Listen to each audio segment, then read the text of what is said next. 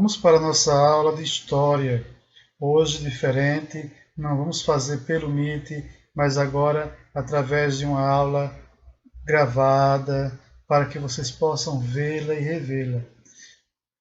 No Google Classroom já está a atividade, então vão lá, tentem solucionar e vamos prestar atenção aqui no texto que já está também no Classroom. Então, copiei alguns trechozinhos da leitura que vocês devem fazê-la antes de responder as questões. E ela tem a ver com um tema que é bastante interessante. Uma terra, muitos povos. Nessa leitura, iremos ver que o nosso país, o Brasil, antes da chegada dos europeus, ele era habitado por uma infinidade de povos, diversas culturas, diversas línguas. Então, hoje será o nosso tema de estudo, uma terra, muitos povos.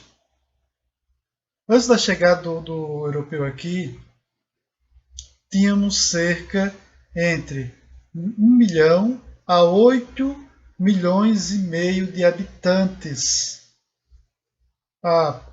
Comparado com hoje, vocês podem dizer, não é pouco, não, mas era muito para a época.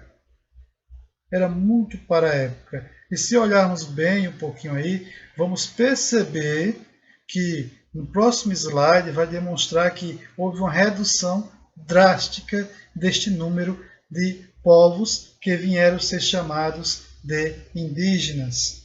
Eles estavam divididos entre mais de 1000 povos. Para vocês terem noção, eles falavam cerca de 1,3 mil línguas. Veja a variedade linguística destes povos. Muitas dessas línguas foram perdidas ao longo da história da ocupação. Muitas línguas, não só línguas, dialetos também, ou seja, uma forma variada de uma mesma língua era falada, ou seja, era uma linguagem muito rica.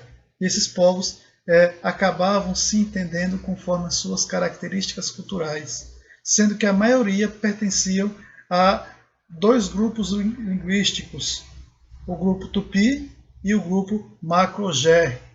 Agora, para vocês comparar, se antes tínhamos entre 1 milhão e 8 milhões e meio de habitantes, no censo de 2010 demonstrou que tínhamos 897 mil indivíduos. Ou seja, foi uma redução drástica. Mas ela disse que tinha 1 milhão, aí está quase 1 milhão. Mas só que esse 1 milhão é um cálculo muito raso, muito frágil. Não era só 1 milhão, é claro que não conseguimos precisar. Como é que sabemos essa quantidade? Através dos cronistas, através daqueles viajantes que passaram por aqui no tempo da colônia. Então, eles simplesmente deixavam anotações, e pelas anotações que eles deixavam, ficava cada vez mais claro a quantidade de povos. Quando se coloca 8 milhões e meio, talvez seja superior a esse número. É um cálculo muito raso. É claro que tem estudiosos que dizem, não, isso aí está muito... muita gente, 8 milhões e meio, tal. Não, mas é entre 1 milhão e 8 milhões e meio. Mas se você observar aqui, através do censo de 2010, houve uma drástica redução. Houve um extermínio indígena. Exterminaram a população indígena. Os indígenas somam 897 mil indivíduos, segundo esse censo de 2010.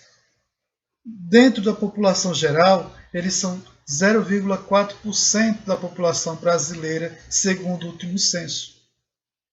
No mundo, pelo menos há 5 mil povos indígenas, na qual, no mundo inteiro, temos 350 milhões de pessoas que são consideradas indígenas.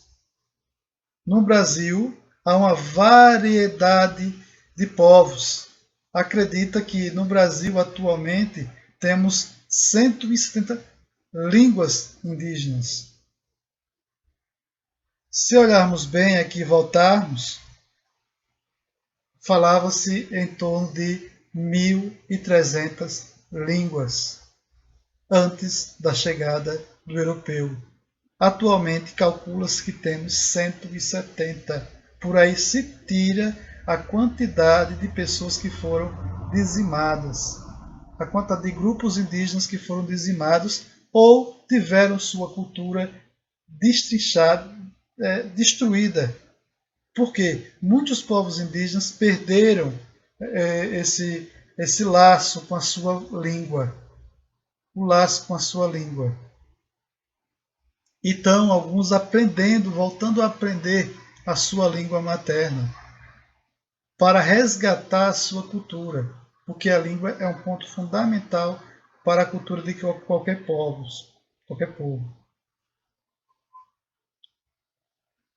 Como era o cotidiano dos povos tupi? Por que se coloca o povo tupi como referência? Porque ele era o mais numeroso, principalmente na época que os europeus aqui chegaram.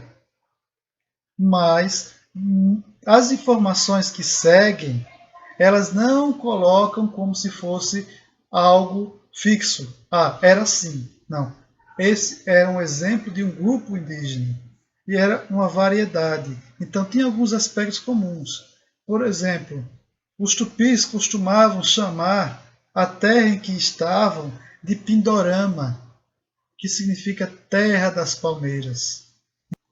Volto a salientar, apesar de alguns costumes eu colocar nos próximos slides, e no texto pontua isso também, ela é algumas particularidades que pode ter em comum com outros povos ou não. Mas uma parte desses povos tinham esses costumes, e esses costumes parecem ser bem comuns. Então, deixa eu colocar. Por isso, as informações a seguir devem ser entendidas como aspectos gerais. Traços comuns. Quais são os traços comuns presentes entre eles? É claro, volto a salientar. Muitas informações aí não são comuns a todos os povos. Mas é um traço mais geral, que uma boa variedade de povos seguiam. Os tupis, eles costumavam viver em pequenas comunidades, pequenos grupos, onde se construíam entre 4 e 7 malocas de madeira, distribuídas em um grande círculo. Essas malocas eram grandes habitações coletivas, ou seja, não era algo privativo de uma família. Todas as famílias estavam nesse local, ou seja, uma grande família se reuniu em uma maloca maior. As malocas eram grandes habitações coletivas, sem divisões internas, que abrigavam cada uma de 30 a 100 pessoas. Ao centro, nesse círculo formado pelas malocas, era a ocara, que era o espaço onde se realizavam as festas, as cerimônias religiosas, as conversas, as trocas de informações, o preparo ritual para uma caçada, o preparo ritual para uma passagem. Então era o local de convívio, era o centro desses grupamentos, no centro, na ocara, que tudo isso se processava. Volto a salientar e salientarei sempre. Isso aí pode ser comum a algumas, também pode ser comuns a não ser comuns a outras. Lembrando que alguns grupos indígenas ainda hoje mantêm esse costume da divisão da habitação coletiva, da construção de grandes ocas onde eles vão morar lá dentro. Várias famílias.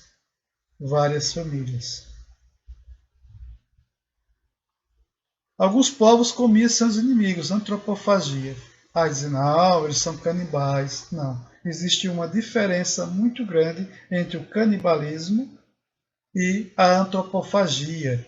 A antropofagia é um ritual. Eles não comiam a carne humana por comer, porque eles tinham outras iguarias de melhor qualidade do que propriamente a carne humana. Eles acreditavam devido a uma crença. E volto a dizer, não era o costume de todos os povos que existiam aqui no Brasil. Eles devoravam a carne humana com fim ritual. Assim, eles tentavam transferir a coragem do inimigo para si. Eles acreditavam que devorando a carne do inimigo, buscavam para si, trazia para si essa força também. Eles traziam para si. Então eles supunham que ingerir a carne de um familiar morto, por causas naturais, transferia suas virtudes e qualidades para os que consumiam. A antropofagia, portanto, fazia parte da cultura desses povos. E os europeus, aproveitando desse costume que eles tinham, usavam como motivo para extermínio dos povos indígenas. Então eles pegavam essas informações e diziam para as autoridades: olha, aquele povo ali ele pratica canibalismo. Então esses grupos europeus buscavam usar dessa informação para motivar o extermínio do povo indígena. Então eles recebiam autorização para exterminar aquele povo. Então eles chegavam com armamentos e buscavam exterminar, motivados por essa prática que não era comum. Não era sempre que eles praticavam esse ritual. Não era sempre. Era como se fosse necessário. Era um ritual que começava desde a prisão do inimigo até o momento de seu sacrifício. Produção e organização social. Em geral, eles realizavam a apropriação coletiva da terra. Quando se fala apropriação coletiva da terra, quer dizer que nada pertencia em particular a ninguém. A terra era de todos. Todos trabalhavam na terra. Todos produziam na terra. E o produto dessa terra, os alimentos, a colheita, pertencia a todos. Então, não existia então a chamada propriedade privada. Eles não brigavam por terra. A terra é de todos. Algo muito diferente do que se prega hoje em dia. Então, eles viviam uma espécie de socialismo, podemos a grosso modo colocar. Ou seja, eles tinham a ausência de propriedade privada. Logo, eles não tinham um poder político centralizado. Eles não tinham reis. Eles não tinham chefes. O cacique é o chefe. Não. O cacique era apenas a pessoa que orientava em momentos de guerra, de conflito, o grupo para que todos se mantivessem unidos. Mas não quer dizer que ele seria o comandante, o cara que não deveria trabalhar, o cara que não... Não é isso. Ele era igual aos outros, porém ele tinha uma certa liderança. Ele conseguiria agregar dos demais em torno de si para, por exemplo, numa guerra, num conflito com outro povo, lutar. É claro que vai ter aquela pessoa que vai ter o conhecimento militar, o conhecimento de como melhor atacar. Vai ter aquele que vai ter conhecimento sobre os rituais. Vai ter aquele que vai ter conhecimento sobre os remédios. Aí vai ser também outra liderança. Então, eles não vão ter um poder centralizado. Eles vão dividir esse poder entre eles. Vai ser se eles não têm propriedade privada, não tem para que eles terem também um chefe que vai comandá-los. Então, aquele ditado, quem tem chefe é índio, não esqueça. O índio em si não tinha chefe. Ele tinha apenas lideranças que organizavam o grupo em torno de um objetivo comum e de igualdade para todos. A divisão do trabalho era feita de acordo com duas características básicas: o sexo e a idade. As mulheres tinham suas atividades, os homens tinham suas atividades e os idosos também tinham suas atividades em particular. No caso, os homens iam para a caça, para a pesca, para o preparo do solo, ou seja, derrubado da mata, não é? A preparação da coivara. E as mulheres eram responsáveis, além da produção da cozinha, da produção de alimentos, e também eram responsáveis pela roça e pela colheita. E, é claro e evidente, cuidar das crianças.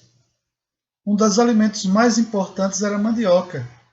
Então, quando o solo se esgotava, logo o uso do solo era através da coivara, era a queima, a derrubada de mata e a queima da mata, isso acelerava o processo de erosão do solo. Então, quando o solo se esgotava, não se produzia mais, simplesmente eles mudavam a roça de um ponto para outro. Eles procuravam outro lugar para habitar. Eles eram sedentários até o limite do solo lhe oferecer alimento. Na atividade, vocês deverão responder algumas questõezinhas com base no texto e naqueles conhecimentos, além desta explicação que eu dei há pouco a vocês. Primeira questão está lá. Em linhas gerais, como estava organizada a vida social e política de uma aldeia tupi na época da chegada dos europeus? Nessa questão vocês têm que ver como era a vida social, como era que eles viviam. Eles viviam uma vida, a divisão de tarefas, como é isso aí que eles trabalhavam. Como era a questão política, eles tinham chefes, eles eram comandados por algum rei. Então vocês tentam ver isso daí e colocar nas anotações que vocês fizerem. Na segunda questão, vocês vão ter que explicar como era a organização das sociedades indígenas quando os portugueses chegaram.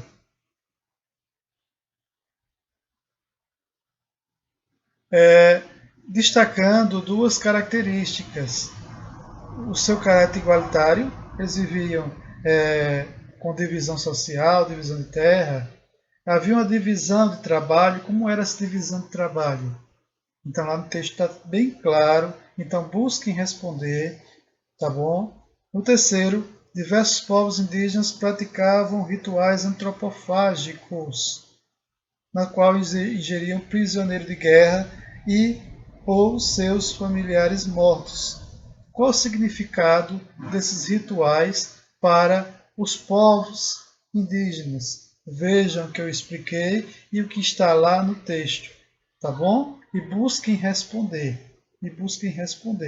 Eu estou à disposição para quem estiver em dúvida no privado do WhatsApp. E busquem responder, tirem dúvidas, tá certo? E envie a atividade. E aproveite e coloque também lá o comentário. No comentário também estarei marcando a presença de vocês. Estarei sabendo que vocês viram este vídeo. Então, até mais, até a próxima aula. Estou à disposição para ajudá-los nessa atividade. Tchau!